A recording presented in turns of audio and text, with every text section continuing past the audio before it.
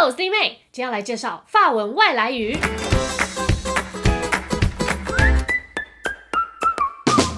语言就是很奇妙的东西，不同的语言会影响彼此，也常被借用到其他的语言当中。像是大家知道吗？有29%的英文都是从法文演变而来的哦，所以大家已经在无形当中知道了好多法文单字。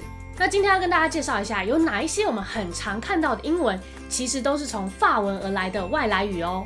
Bon voyage 这个字大家一定都有见过。Bon voyage 从法文直接翻译过来就是好的旅程。Bon 在法文就是 good， 也就是好的意思。那 voyage 跟英文一模一样，就是旅途。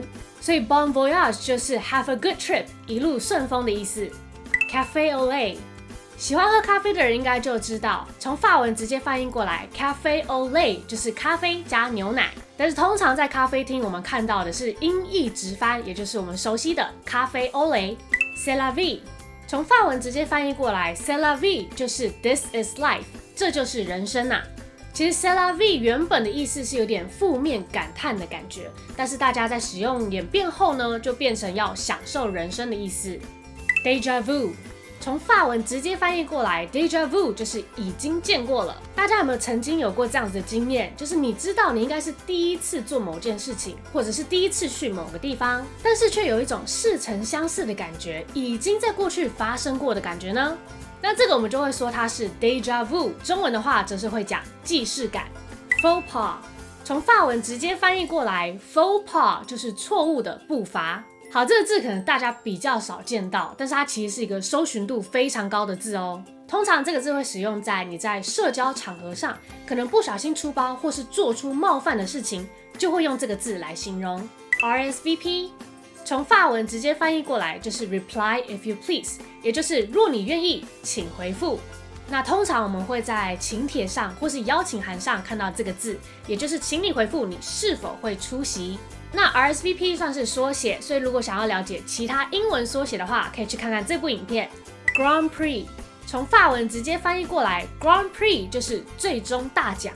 这个字在大型赛车比赛当中会看到，尤其像是 F1 赛车都会看到 F1 Grand Prix 的字样。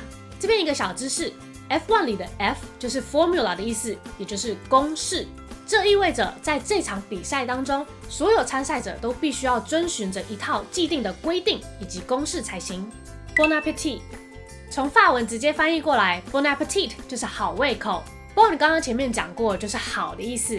那 appetite 跟英文的 appetite 只差了一个字，也就是胃口的意思。那这个句子就表示祝你有好胃口，可以吃得愉快，可以享受你的食物。À la carte，这个字在餐厅吃饭看菜单的时候，可能就会常常看到哦。从法文直接翻译过来 à la carte 就是 by the card， 依照卡片上。但是从法文英文来看，意思都是依照菜单上的。那这个字也比较接近单点的概念。Encore， 通常参加演唱会结束最后一首歌之后，就会听到观众大声呐喊安可安可安可。那我们中文所讲的安可就是英文的 encore。从法文直接翻译过来 encore 的意思就是 another again 再一次的意思，所以就是请求再演唱多一首歌。Touché， 从法文直接翻译过来 touché 就是碰触这个动词的意思。那在法文里就只有这个动词的意思哦，不过在英文里却有2种不同的意思。一，在击剑这项运动里，当你有效的击打到对手时，就会使用这个词。二，除了使用在运动上，也演变出 nice one， 哎呦不错哦的这个意思。哎呦哎呦哎呦哎呦哎呦不错哦，哎呦哎呦哎。像是会使用在当你和某人在讨论某件事情，但是对方却指出了一个论点胜过你的论点，这时你就可以说 touché 来表示你承认他的机智。Fiancé fiancée 这2个字的意思就是未婚夫、未婚妻，那在英文也可以说 husband to be 或是 wife to be。有个法文小知识，在法文里阳性拼音都是一个一，阴性则是2个一。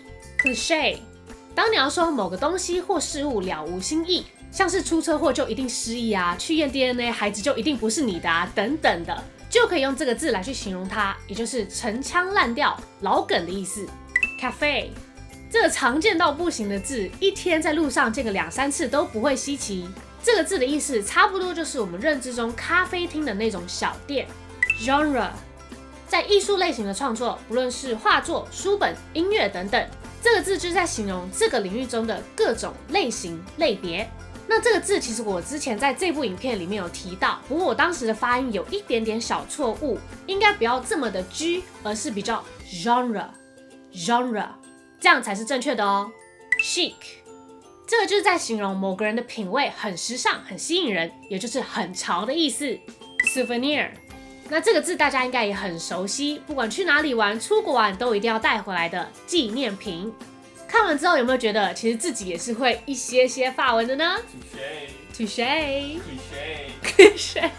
Cafe 有一个法国人，这个都是法国人。OK， 有这个有妩媚的法国人 ，Yes。L'amour Cafe Cliché Souvenir 不要忘记1、4晚上9点准时回来看影片。Thanks for watching and I'll catch you guys next time.